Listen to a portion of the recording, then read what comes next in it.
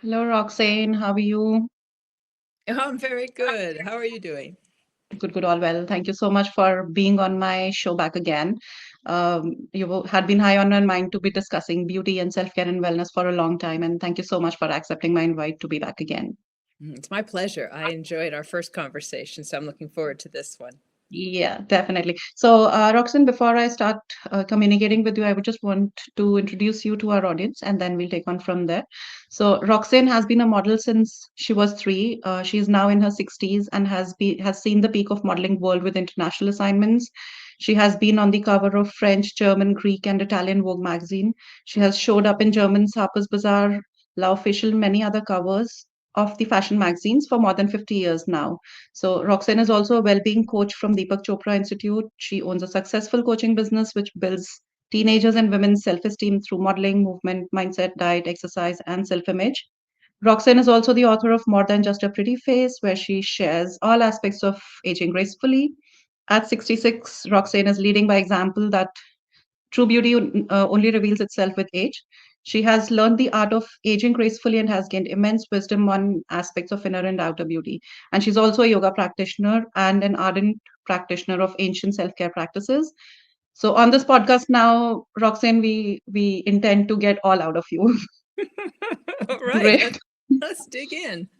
Perfect. So, okay, let's, basic question first. So, being a model for more than 50 years now, how has life been different for you from the other females, especially in the space of beauty, self-care, wellness, because in your space, you have to be really particular about yourself. So, how has life treated you in last 50 years? I can't relate to everyone's experience but my own. Mm-hmm. And being a model, I must admit, there is a focus on self-discipline to always be ready for the next modeling job. Yeah. So even when I'm not working or in front of the camera, over all these years, I needed to be as if I was going to be on camera, meaning I needed to make sure I got enough rest, my diet was good, my hair and nails were in the best shape, the skin was always, cared for. So it was, this is where it might be relatable to many women because I think as women, we want to take care of ourselves continually through life. As a model, though, I might have taken it to the nth degree where every day was a focus on, is this the right choice? In case I get a call and I have to hit the plane tomorrow and be in front of the camera, you don't have the luxury to have a day off or so. And that was when I was modeling quite a lot and jet setting quite a lot. I don't model as much these days, but what I gleaned from all of that was the discipline. So, your habits today make you who you are tomorrow. So, because I was so focused on being in the ready phase, being the best model I could be, and always trying to make the right choices every day, and now that's just who I have become. And I can see that it has, the benefit has been having a lot of energy at this age, enjoying being physical with my yoga, my workouts, my walks. So there's a lot of benefits, which might seem at first to be difficult to always say, all right, I have to go work out. I need to eat I have to get sleep. It turns from I have to I want to. Yeah. So coming to a deeper question, I'll talk of like from the perspective of any common girl, and you being in a space of modeling. There are common health concerns that keep coming up. Like for example, when you're traveling, digestive issues are something that are definitely going to happen. I mean, and it's going to happen to everybody. When it is about skin, when you have that important event, some acne might pop up out of the blue from anywhere, and you don't know why it's happening. So I'm sure such kind of concerns you must have also experienced. What has been your like what's your take on that specific way of taking care of yourself, that either these conditions don't happen to you, or even if they happen to you, your quick fixes to be able to deal with it, since your industry demands that out of you? Oh, good question. Um, with age, there comes a patience and a deeper understanding about your body. So even though you might think I've got it all together, you travel and your whole digestive system still Absolutely. might go out of whack. So that's where you just become patient with yourself. If you stress, it just exacerbates the problem and you're not healing as quickly as you might. So let's say you do have digestive problems, you can't eat the food, you feel uncomfortable. That's a really good time to be gentle, soften, and accept that that's what your body is doing. It's signaling to you you're too stressed. So that's Mhm. when you backpedal and you might do breathing exercises or sit in the child's pose to just rest, maybe take a nap if possible, but to not fret and think, "Oh, what can I do?" Does that make sense? Yes, definitely. I'm relating to what you're saying, and I think most of us know the solution, but I think that's where the difference lies. When it is about discipline, you actually do that rather than just thinking about it. Yeah. Well, with age, you realize my time is important. How can I Yeah, get to the end results quicker? Oh, I'm going to have to do this. And absolutely. yeah, yeah. Perfect. So if I may ask, like, the way you've been able to maintain yourself over years, especially being in a very stressful industry, stressful profession that demands to be perfect all the time, what kind of a diet and lifestyle you've maintained over years, or if I may go a little deeper, how does your mornings look like? Because I am a strong believer in how you start your mornings. That sets the tone of the day, and you're quite able to sail through the day if you start right. Oh, gosh, we agree completely, you and I, on that. How you start your day is so important. But to Absolutely. answer the first part of your question, Hmm. the what came to mind when you were asking me is the simplification of diet. I find the more simple the diet, the better. The more in alignment with my body, the better. And that's going to take some searching for the viewers, for the listeners who might think, well, what do you mean? What's the best for my body? This is where Yeah. you need to uh, find someone or information about your body type, your needs. You need to be a sleuth to find out, you know, how you can nourish your own body for your particular type of body. I'm sure So you just, know. just, just, I'm sorry I'm interrupting you there, but I just want to go a little deeper here. So when you say finding out your own body type, are you referring it from the modern perspective, like what are your requirements for proteins, carbs, and various other food groups, or is it more from the ancient perspective, like how Ayurveda and yoga puts it across, like what kind of energy body type you are? Like, are you more air type, more fire type, or more earth type, and then adjusting your diet according to that so you keep that balance in. So what has been your approach to that? That's a brilliant perspective to shine a light on. I mean Mhm. all of it. There is Okay. so much to learn, so much information that is available. And this is where we need to be responsible for ourselves to find out what resonates. Perhaps it is the ancient Ayurvedic doshas. What is your body type? What food feels the best to ingest? Or maybe it is being more scientific. I need this many carbs, I need this many Yeah. calories for my activity. So it's yes to all of it. And I find for myself personally that searching for these different answers or different modalities has been very helpful over my lifetime. And now I can pick and choose. And it's so I fascinating. completely resonate with that. I completely resonate with that. Do you? Yeah, I mean, I have been on raw food diet, macrobiotic diet, Ayurveda principles, a modern way of filling up the deficiencies, being onto supplementation for the gaps that are filling in. So, as and when things happen to you, you keep switching between what's right for you at what point in time. Yes, and as women, we have different phases. As an adolescent, you're building. You need a lot of calories, and then as say you're a woman who becomes pregnant, you need more calories, and then through Absolutely. menopause, you just need something more gentle. So we life is about change, as we all know that famous expression: the most constant in life is change. So Absolutely. it is I just want to underscore the point of each woman being responsible for her own health by searching, asking, reading, ruminating, trying, seeing how her body reacts to it. And that was my own experience. That's what I have done, just like you. Many different diets, and you start to listen to your body. What feels the best Exactly. for me right now? Yeah. Actually, just to kind of again go back a few years in your life, because this is also one of the important topics that I keep talking about and creating some awareness around, which is about hormonal health, especially during perimenopausal and menopausal years.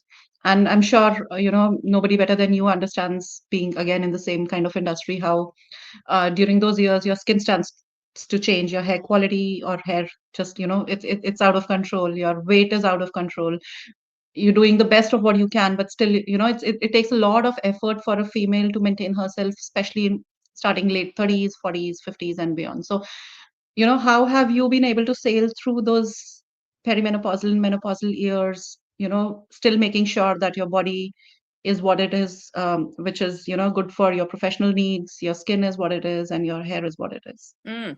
There have been some many challenging phases in my life, like you mentioned, the hair and the skin and the weight, and you think, "Oh my gosh, who am I? What is this I body know, I'm in? I don't I know. recognize it." Uh, And it's scary because what used to work doesn't anymore. And Actually, for me, I thought, is this going to be it? Is this it forever? Is my hair only going to get more thin? And all these worries. And yes. what actually, helped the most was, believe it or not, meditation. Amazing.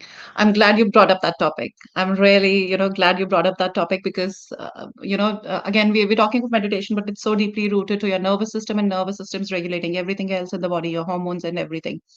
But I believe it's a slow process, right? It has to be something that you have to be consistent with, believe in it, and feel the effects of it on consciously on a daily basis. So, what are your tips for a female going through these years and still trying to navigate through the aspects of meditation and how it can help her and make it a part of her regular practice? Yeah. I've heard many people say, I don't know how, like I'm sure you've heard, I don't know how to meditate. I can't do Absolutely. it. It doesn't work. There's a lot of egoic conversations that go on in your mind that stops Yeah. you from trying.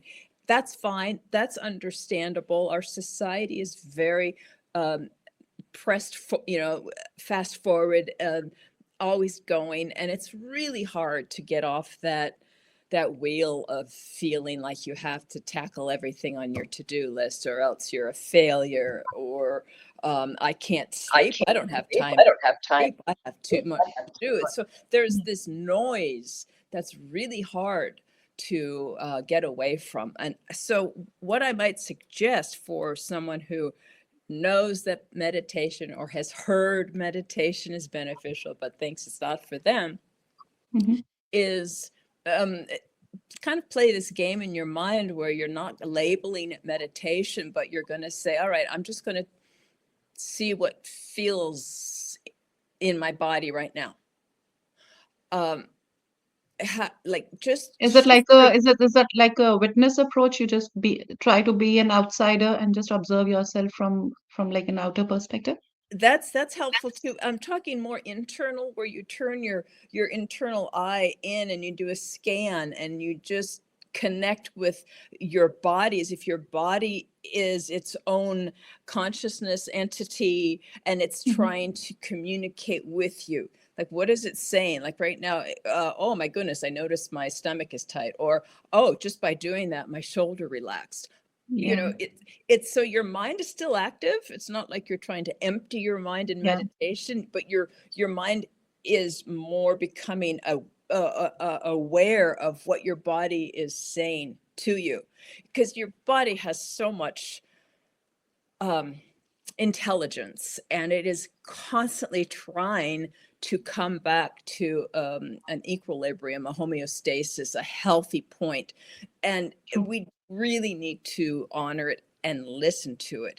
And I think that if you practice it this way, this meditation this way, by listening to your body, it ultimately it will quiet your mind. So So I love that point because I mean I'm something else going on in my mind with what you're saying. So when I was doing my yoga teachers training, our teachers used to say, and we know that your energy flows where intention goes. So when you take your focus on specific part, consciously or subconsciously, or you may not even realize, you might just ending up relaxing that area just by taking your focus there because your energy starts flowing in that area. So even if exactly. you're not doing things consciously, subconsciously things are still working because of that body intelligence. Yes, yes, that's it. But And you that's a beautiful point. That's a beautiful point. Yeah, I'm a big supporter of meditation like you are. I mean, the benefits have been tremendous, but you made a good point that you need to be consistent. This Yeah. start and stop won't get you the results. You know, our body needs time to heal, and True. consistency is key. Um, you had asked me earlier about my morning routine. I Can was coming back to that. Oh, Yeah. you were too. Yeah. What's it We feel will like? try discussing everything for sure. It's on the back of my mind. Well, what is it that keeps you ageless? Okay. Shall we jump back to that, or did you want to continue? Definitely, yes, for Okay. sure. Yeah, I wanted to also talk about that because it does, like you mentioned, set your day for in a good tone, and Yeah. it has changed for me. Like if I model, and I had to get up early and jump right out of bed, there wouldn't be the time so much. So for what I do now, but I Hmm. would still have this like a mantra that I would say, and it would Yeah. be 3 lines, and I would say it before I raised my head off the pillow, and that would set me right, which is incredible. Yeah. I guess because you're still in that beta state where you're just so relaxed and it just sinks in. Just one another, because what you're saying, it again takes me back to my yoga learnings. Yes. Another concept I remember here is recently I was reading some article which was in the morning when you just as you wake up, but you're still not back to your senses, just a sense of waking up. Your subconscious mind is active at that specific point in time. So that time is crucial for you to feed whatever stuff you want to feed in your mind, and then it kind of functions on its own. It's like your body intelligence automatically making you do things that you feed in the morning during that specific time. So just as you open your eyes but still not into the world, that's the time when you're directly feeding things to your subconscious rather than going through the process of the body to take it back to your subconscious conscious, like through the day. So I believe that's where focus on affirmations in yoga philosophy is very high. I mean, the terminology is different, but it's more about affirmations. It's a very special time. You're right. Yeah. And I have now started to wake up naturally. Don't ask me why this is happening, but Mhm. at 4 in the morning. And at first I thought it was a fluke, but now it's regularly, like 6 days a week. So I don't fight it. I don't fret. I don't punch. Do you know there's an understanding in Ayurveda, and especially in India. It's a known fact that with age your sleep automatically goes down, and it's not something which has to be seen from like a perspective that something's wrong with you.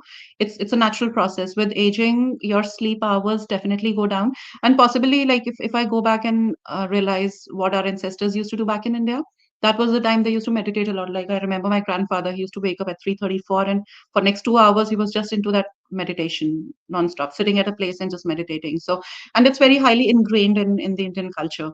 So as you just mentioned, like you just feel like waking up at 4 in the morning, and it's natural. I think it's a natural process of the body. Nothing as such wrong with your health or something.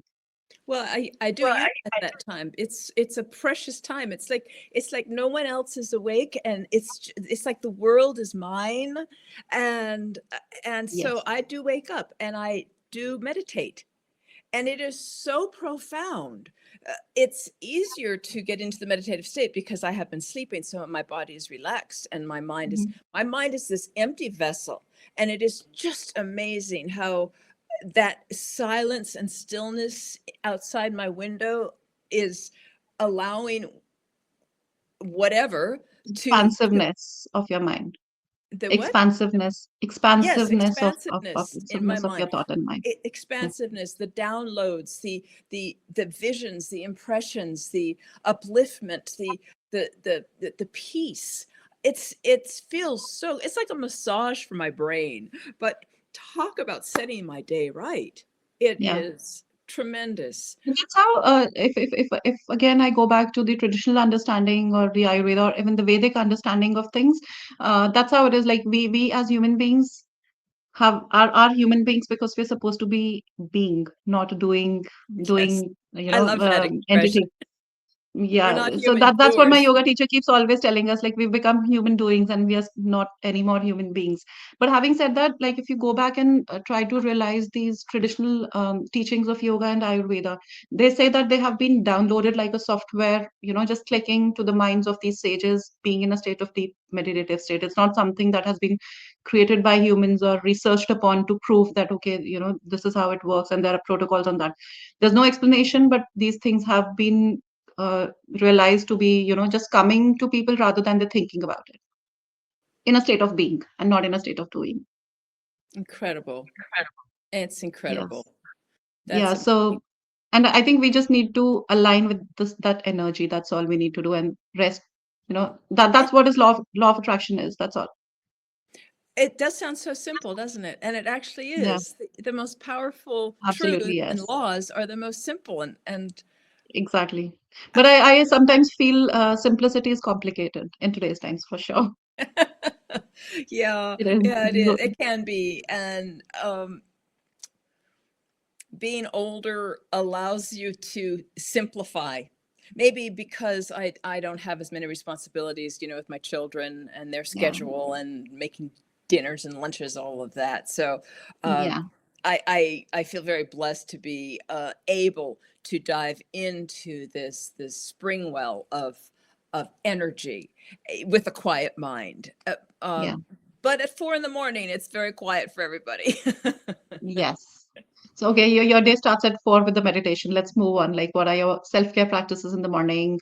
Yes. How do you think of your diet and the kind of foods that you choose for the day? Is it regular or is it based on what you think your body needs that specific day? What are your food choices, your skincare? Let's talk about that. Okay, when I first get out of bed, the 1 minute when I'm out of the bed is very important for uh, releasing fascia. The Hmm. fascia is the fiber around the Yeah. muscle that holds us together. And with gravity or without movement, it can get very binding around the muscles. Yes. And So, I'm glad you brought in that topic again oh, good. because the entire focus of the world has been muscles for so, so, so long. It's just now that we started to focus on fascia. Yes. So, this 1 minute of moving the body when you first wake up is so beneficial to the fascia that it helps you not only have muscle repair, but keep the muscles um, flexible, and it keeps the fascia more like a gel consistency because without stretching the Hmm. fascia, it becomes fibrous like a taut Yeah. rope. So we want it gentle. You ask any body worker and they'll say, yeah, when I work the fascia enough, it becomes like a gel. So Mhm. first minute, if you I watched the second hand on my clock, and Okay. it goes so quickly. I'll just like roll on my toes and then circle my knees, circle my hips, and Hmm. bend side to side with my arms Simple overhead. stretches. Gentle stretches. And it Mhm. feels so good. That 1 minute definitely isn't long enough, and Yeah. I'll do it for longer. But it Mhm. feels limbering.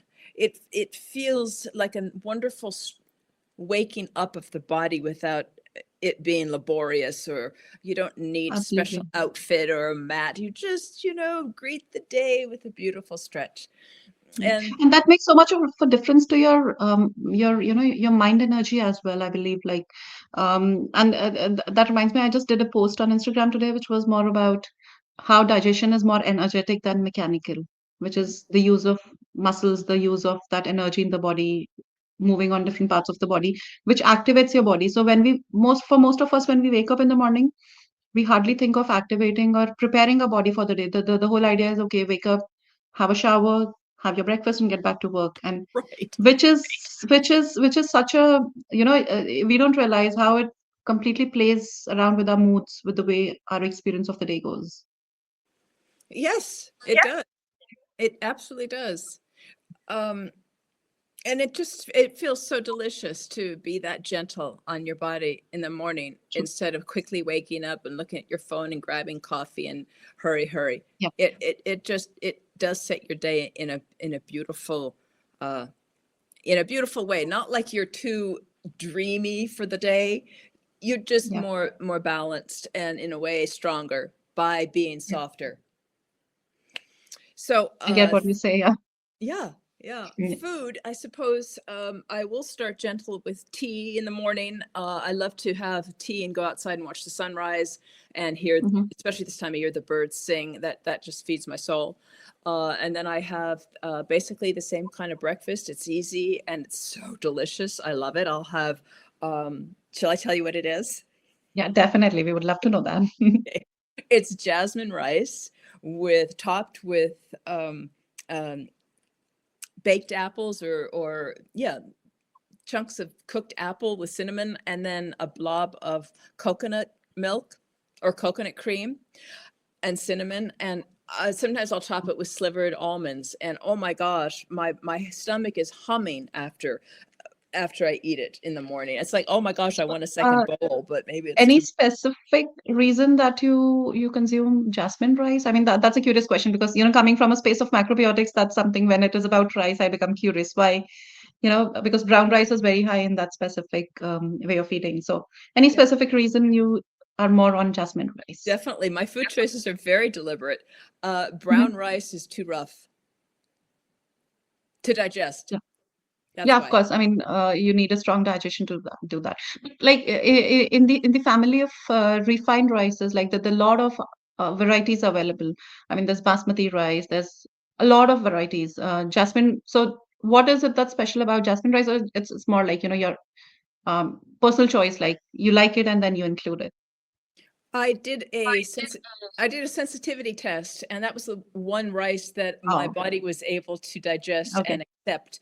And fortunately, I like it very much. I actually prefer it to the brown rice, which I have eaten for many years, decades, thinking it was better for me, when in Mm-hmm. actuality, for my particular body type and digestive system, it wasn't doing me the benefit that I thought it was. So I highly recommend getting tested if you find you have some kind of issue that or bloating or you just don't feel right. Or for me, it was skin issues, and I tried so many things to try to get my skin healthy. Mm-hmm. And I uh, am now starting the third month of an elimination diet, Oh, that's amazing. and my skin has never been better. I mean, clear. Always had the tendency to have a rash, Mm-hmm. flaky, red, Mm-hmm. itchy, and it's been like that for years. And my issue was that I never stayed with the diet long enough. I always thought Mm. 5 days, I don't see any result. If it's not the food, I Okay. can go back to eat what I want. But I must Okay. tell you that the body needs time to heal. It is an intelligent organism that wants to heal, but we as humans need to give it the time. Do I So talk the science? Do I talk about the science behind it? please, So, please. okay, so I learned that as a part of my macrobiotic, studies. So the idea is it takes about 3 to 4 months for your acidic blood to become alkaline, and it's scientifically proven, it's research proven that within 3 months your older red blood cells die off and the new red blood cells are reformed, and your state of skin, your state of hair, your state of nails, your body is an outcome of a strong blood condition. So if you're able to make your blood condition strong, which is more on the alkaline side, it's all going to show up on your skin, hair, body, everywhere. And that's that's a process of 3 months, at least 3 months, because your red blood cells have the cycle of 3 months. Older blood cells die off, they get washed off out of the body, and the new ones that build up are much more stronger. So that's why it's like 3 to 4 months. Thank Within those 3 to 4 months, you see drastic changes on your skin, hair, and body when you get onto that elimination diet and bringing in the right stuff. That is such good information to know. I wish I had known that when I first tried the diet change. I did not know that, Mhm. and thank you for that. It's Oh, it was true. my pleasure. Different cells have different lifespans, so Yes. I did not know So it's that. like cyclically they keep changing. So it's like for each cell, it's a cycle of 3 months. So one builds up, the other one dies off. And by the end of 3 months, your blood quality completely starts to transform only if you have that, alkaline building foods in your blood. So It you is must be so spending at least 3 months on that. So coming back to your own, understanding that you have to stay with a certain kind of a diet to give you the results for the same reason, because ultimately it's all chemical. The foods are converting into chemicals and then impacting everywhere in the body. So yeah. Yes, and it is so effective, and I don't wanna go back to, I mean, I'm sure that I'm stronger now and I can eat whatever I want, but I really like the the simplicity. I like how quick meal preparation is. I don't find Yes. it repetitive because there's enough that I can find variety. I don't crave the spices or the variety. My system is so humming with this simple diet that there's no need for me to ever want to go back. And I really like how fast it is to prepare the meal. I don't have to overthink it. I just know what I'm going to have. Actually, it's Yeah. much easier. I mean, initially it seems like a task, but the more you do it, you realize it's much more simpler than what you had been doing. Oh, exactly. It was hard. The first few weeks were so hard. I Yeah. went through feeling like, oh, this is easy. I can do this the first week. And the Mhm. second week, I'm thinking, this is so boring and monotonous. And the third week, I was thinking, how can I make some variety? This is not easy. And the fourth week, I got it. I said, this is It street. takes that much of a time, believe me. I go through that all the time with my diet consults. Like I had a recent diet consult. She had these very severe cystic acne on her face and, pus-filled acne. For like 20 years, she had been on medications, hormonal pills, and all of that. And within 7 to 10 days of just putting her on elimination diet, cleaning off all her skincare products, which were aggravating the problem, 7 to 10 days going clean, and her skin started to show drastic results. That's at least the pus came down within 3 months. Today her skin is completely clear now, without any medications. For 20 years she had been doing ruining her liver like anything with all those medications, so we stopped all of that. But it took a lot of energy for me to kind of convince her, okay, let's stop it, let's stop it, let's stop it. And gradually she agreed to, and then slowly gradually we see the results now. And the good part is the acne is not coming back. I'm It's glad you brought the up that with the story. body. I had to change my skincare as well, and what I put externally on my body as well, because it gets absorbed Absolutely. through the skin Absolutely. and into the organs, into the blood. And I simplified not only my diet, but my skincare, my hair care. Okay. So you know it's And we working. would want to know that. Yes, please. Oh my gosh, you're going to love this, Dipti. Oh, My yes, please tell me. skin thrives with coconut oil, almond oil, and sesame oil on my Yeah. skin, on my hair. I can't overdo it. I live in a Hmm. very dry climate, so I apply many times a day. Um, and if I don't, I'll notice that it is suffering. So I need to nourish it, and it just feels so good. And it gives it a glow that is so wonderful. And it's That's such a nice tip. Because I mean, the temperatures in India are, it's. I mean, there's some kind of a moisture definitely, so you don't feel that dryness back in India. But when I moved to Canada, it was like all dry and rough, that kind of a weather. And um, for the first time, I realized what dryness is and why people are so finicky about dryness. So yes, consumption of oils inside and outside has gone up for me as well, quite high, because you cannot do without it. Otherwise, you just keep dealing with the dryness and changes your entire experience of the day. That feeling stays with you, which is very irritating. and not to mention the heaters to stay warm exacerbates the dryness as well. And let's not forget castor oil. That is such a healing oil. It's almost medicinal. So it seems, I don't know, it's people wouldn't expect that from me. They look to me for, what are all your products? And I am coming to the point when I feel women have been bombarded with an over uh, selection, over too many choices of how to care for the skin, and I got caught up in that. And I tried it with all the steps and all the different companies, and make sure you exfoliate and masks, and there are a lot of good pure products out there, don't get me wrong, but our Hmm. skin has a natural barrier which I feel can be stripped when we over cleanse Absolutely. our body, our face, and it can strip it of what it is trying to do. Is trying to create a healthy barrier, and our intentions are right. We want to have the best skin ever, but I think, need to be very discerning how we spend our money, what products we choose to buy, and I think simplifying is a very safe route to go. From my own experience, it has improved my skin completely, and I love that it's food quality. Yes. No, I completely agree because when you were saying that, I think I've sailed in the same boat, tried everything that I can think of. One of the very known makeup brand. So I used to be very, skincare and makeup junkie at one point in time. So anything new. So one fine day I just went to the store and bought good amount of makeup products from a very known brand globally. I came back and tried that on my face. I tried some mascara on my eyes. I got an eye allergy. I tried some blush on my face. I got a cheek allergy. I tried some lip product, got a lip allergy. And you would not believe within 7 days, I threw all of it out. And this was before I started my own skincare brand. And then we, were delving more into Ayurveda, a way of taking care of yourself, and develop my own formulations. And that had been such a game changer for me. And that point on, when I was researching and doing all of that stuff for my own skincare brand, it was such an eye opener. I stopped buying anything and everything from the outside. It was more focus on inside for sure. And on the outside, as you said, going simple and minimalistic, just knowing what works for you. And beyond that, you don't need anything.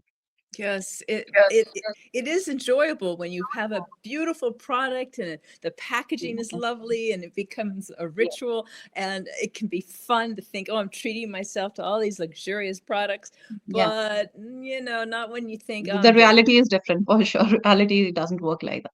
Right. So one So more, that brings me to one more question. We're yeah. talking of outside skincare.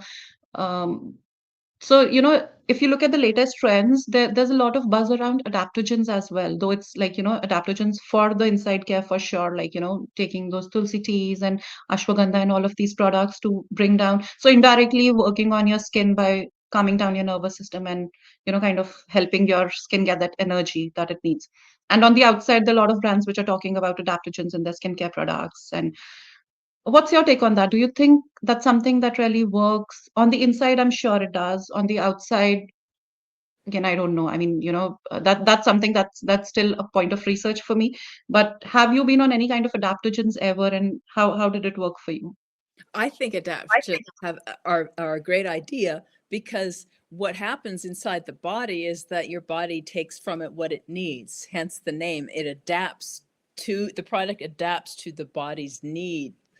And I love medicinal mushrooms like Mhm, reishi or lingji mushroom, mhm, because that is an adaptogen. So I ingest the powder.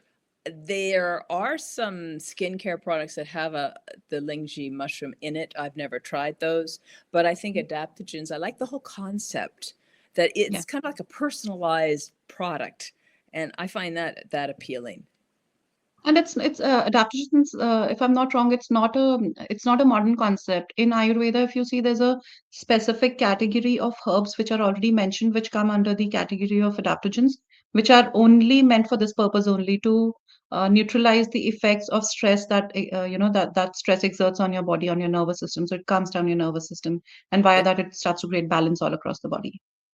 exactly. It's not a new concept. It has been around, and I like that as well. It's proven. Mhm. It Yeah. works. Yes, since Yeah. many generations. Great. Now, another topic around beauty that I would want to discuss again, which is not much spoken about, and in your industry, it's a big thing. We've spoken about, skin, hair, weight. We did not speak about posture, and nobody ever talks about posture and its importance for beauty. And it's in the modeling world, I think posture is equally as important as your skin, your hair, your body. So, what's your take on posture, or some tips around keeping your posture right that can really help your appearance become more attractive? How has it helped you in your industry? it's posture has changed with the trends. Yeah. I have had a background in dance, and so I Okay. was taught correct posture. I also have been studying yoga since I was 10, and it helped uh, with my scoliosis because of the alignment, keeping it balanced. And so as I Mhm. grew, the muscles around my spine became more straight, hence my scoliosis was nearly corrected. And Mhm. it was a very gentle scoliosis. And so I find that posture is a wonderful way to allow the body to breathe deeply, because there's the organs are properly placed. If you hunch over, you're crushing the organs, you're Yeah. collapsing your lungs, you cannot have that full intake of air. We need oxygen, obviously, but deep breaths, oxygenates the blood, which creates healthy blood, which creates a clearer mind. So that the benefits of deep breathing are manyfold, and you get it to deep breathing through correct posture. Um, and with modeling, it would help to showcase the clothes well. And yet there are these trends, like there were a few years ago, trends where the models would collapse the chest and roll the shoulders forward and kind of look out from under their eyebrows, and that was Yeah. very trending. And Hmm. that was hard for me because I have been so trained, Yeah. to to show the beautiful sternum here and the shoulders Yeah. back, and then I had to purposely try to Oh. collapse. Oh, do you mean that became a trend, just stooping your shoulders and getting into a specific form? Yeah, Oh, yeah, that was a that's trend a nice few to know. years Interesting ago. to know. Yeah. Yeah, and it's not so much a But trend now.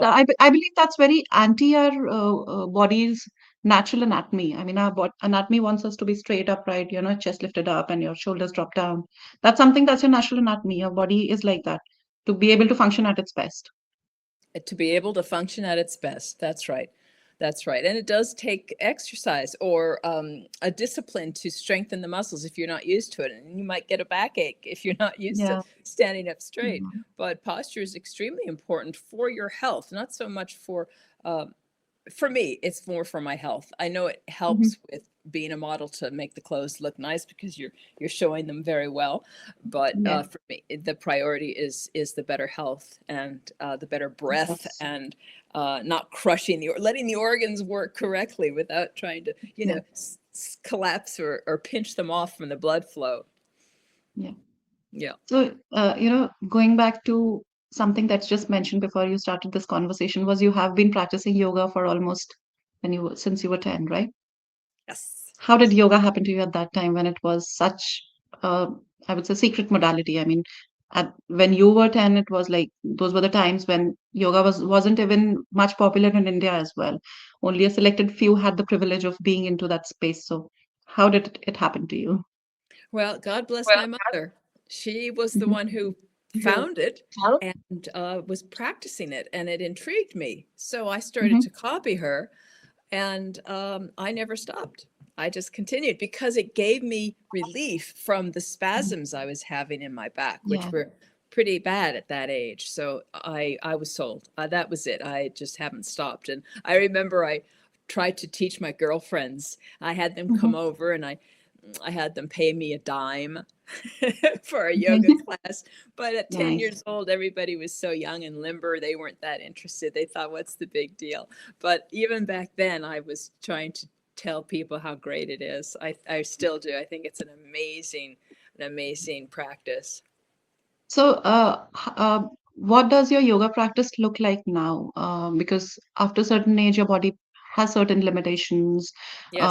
And as it's mentioned in the traditional yoga texts also, like, there are three different stages, and according to that, your yoga practice must change and you should look at yoga from the health perspective, not from the physical appeal perspective. So, how does your yoga practice has evolved over years to be what it is right now? Hmm. Well, when I was younger, I was doing a lot more complicated poses because I could. I just had Mhm. the vitality and strength of a 30-year-old, which I just don't Mhm. now. But I adapted, just like with everything in life. You adapt. You realize this is a change, and I'm going to honor my body, and I have the discipline to do it every day. And I find that the most rewarding type of practice is more restorative, Mhm. and the calmer I am, the meaning the longer I hold a pose, the more beneficial it is, not only for my body but for my mind. Like the triangle pose, which I'm sure a lot of Mhm. listeners are familiar Yep. with, the triangle pose. I will hold that, and as you can imagine, I must tell you, I can get into it. I don't find it stressful now because I've been doing it for Mhm. so many decades. It's kind of a natural thing for me to just dip over to the side and hold the Mhm. triangle pose. But now what I'll do is I'll look at the world from that angle, and I rest in that sensation of holding the triangle and looking at the world from that pose. And it's hard to describe or find the words, but it's a new way of approaching That's a yoga. beautiful perspective. Yes. So Mhm. that's how my yoga practice has changed. I will hold the pose and observe the world around me in that pose. So the Wow. pose becomes a kind of an existence unto itself for me to explore. Yeah. And I I used to listen to my breath, and that was a good way to relax and go in and out, just focusing your mind on the breath and to also quiet the mind. But now it's changed into, let's observe the world, because I'm relaxed enough, and Mhm. I've put the focus there on the observation from a different perspective. And I find that very relaxing as well, almost entertaining, but it's mind opening what can be revealed from being curious about your world from a different perspective. True. That's nice. So, like for your yoga, practice, I mean, you've learned as a part of teacher's training, or you just attended going to different yoga studios and grasping the essence of yoga. How deep has been your yoga practice? And did you, by any chance, get a chance to visit to India as well, the homeland of yoga? I've been to India 5 times, but it was for personal Oh, vacation. It that's was never amazing. to be at an ashram or be with a guru. Which part uh, in India you had been to? Pardon me. Which part of India you had been to? Goa and Kerala and Oh, Bombay. amazing places. More on the south, towards the south side of India. The south side, exactly. Mhm. I studied 10 years with Richard Freeman. Oh, that's Yes. amazing to know that. So that went very deep. 10 years he was my More of teacher. Ashtanga practice? Ashtanga. Yes, exactly. Oh, Yes. you've So been through the toughest form of yoga that I didn't we can know think at the of. time it was the toughest. I know. But it's rewarding, I must say. It's rewarding. It's a different kind of release that you feel with that practice. Yes, yes. And I enjoyed hatha yoga very much as a Mhm. balance, because you would hold the poses longer. Absolutely. Yes, and over the years, I have gone to many conferences and retreats, and I am certified, and I have been a private yoga teacher, and I was teaching here Wow. also at the sports club, and it's fun. I enjoy teaching what I know, and the other thing about yoga now at an older age is I'm finding my balance just is surprisingly, sometimes it all just be out of balance, and it's like, wait a minute, I've done this pose Yeah, my whole life. Why did I just lose my balance? right. I know this pose. And so that's another thing to adapt to. Slowing down, making sure I might have a wall next to me if I need it, or when I stand up, if my head was lower than my heart, giving myself time to let the blood drain. So it's a slower pace, Mhm. not slow itself, but just slower than what I have been used to. So Mhm. it's adapting, and it's, if you keep a sense of curiosity with what your body is feeling, it keeps life interesting, and it keeps you, Absolutely. yeah, it keeps you interested in living, because there's always something new to find out and discover about yourself. Absolutely. Right. And you are also an author of uh, of a book that you launched recently, right? Which happened about a year back or something. So, what is the book all about? Like the title sounds quite intimidating. It's more than a pretty face. And so, what do the listeners expect out of the book that you're offering? Is it your life experience about um, experiences with the modeling world, or your beauty, or the struggles in the industry? What exactly the book is all about? The book was created because I noticed women were asking me kind of the same questions. So I thought, Okay, I, that was a I good idea. yeah, they Yeah. can ask me, but what about the women that have the same questions but can't ask me? So Yeah. I put together a book that has um, some stories about my life as a model, as a child, Mhm. as a mother, as a woman searching for her spirituality. And I gave lessons that I learned out of each of those sections of my life so that the reader can come away with a sense of, oh, that's an interesting way to approach that. Maybe I can try it. Or she Yeah. made that mistake. Maybe I can learn not to do that mistake myself. So there Yeah. are 25 tips there on how to be beautifully strong. There are throughout the book 5-minute resets for the reader to just like get centered, get clear, get calm. I wanted the book to be kind of like a self-help book where Mhm.